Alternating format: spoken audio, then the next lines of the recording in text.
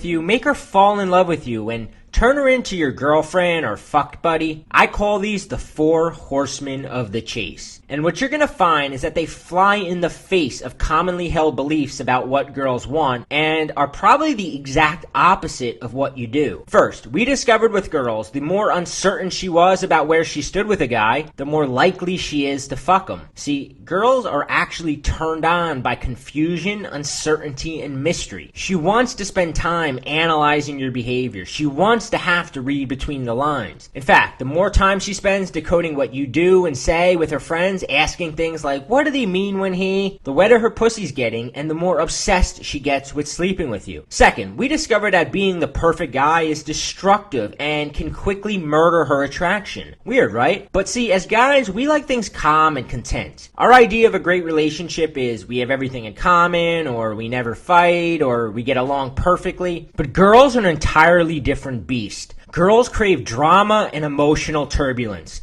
Think about it like this. If a movie were 2 hours long of positive shit happening to the main character, you'd be throwing popcorn at the screen, you were so bored. And that's why nice guys lose the girls they really like. If you never disappoint or upset her, the movie becomes predictable and boring. Why do you think girls obsess over bad boys? The drama these guys provide is addicting as crack. She gets to feel like she's the star of her own personal soap opera. Now, in just a second, I'll show you a simple way to do this without changing your personality, without acting like an asshole, and without pretending to be someone you're not. So keep watching. Third, we stuck a dagger in the heart of the notion that girls want you to work to win her over. What we discovered was that the person who tries harder holds less power. And remember, when she's holding the power, it's impossible for her to fuck you. You see, you might think that showing a girl you're funny enough, charming enough, social enough will make her want to be your girlfriend or think I should fuck this guy. But it's 10 times more effective to flip the switch and get her working to impress you. The minute she lets her sexy side out, tries to show you she's a cool girl, or catches herself worried about what you think about her, it's like you flipped her fuck me switch, and she no longer hides her naughty side. She stops playing hard to get, and before long, she's bent over your bed, muttering things like, why don't you put it in my ass? Oh yeah, even that good girl you're imagining using it on, she'll fall for it the fastest. It's like her brain is subconsciously going, I must really like this guy. Even if she didn't like you initially, you can actually turn the tables. Finally, Rob and I discovered our core principle of anticipation. Noticing that it can be used as a pussy-wetting weapon. See, what we found is that her desire for you peaks when she's away from you thinking about you. When she begins to desperately anticipate the next time she'll see or hear from you. See, as a guy, when we sense things are going good, we're afraid to pull back a bit. But if you retreat and leave her wanting more, she actually convinces herself that you're the only guy she wants to sleep with. Using our principle of anticipation, you can actually train a girl to get addicted to your phone calls,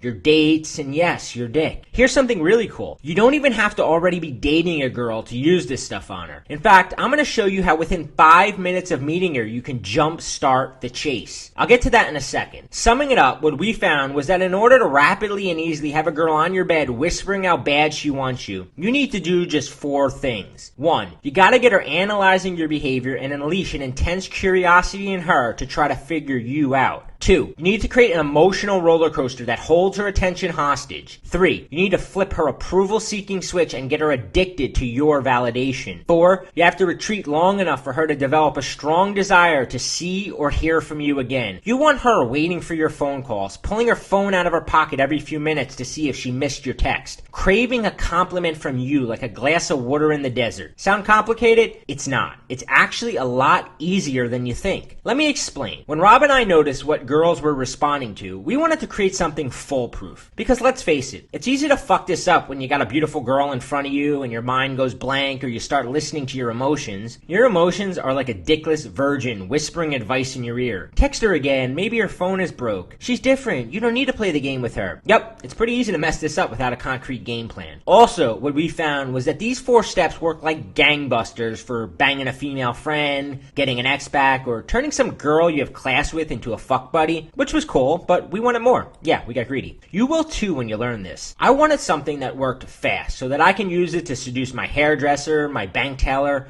hot, flexible yoga instructors. Over the next few months, we discovered more and more seduction weapons that would tap a girl's chase me reflex and immediately ignite her desire. We noticed that within a few minutes of talking to a girl, you can actually snatch all the power right out of her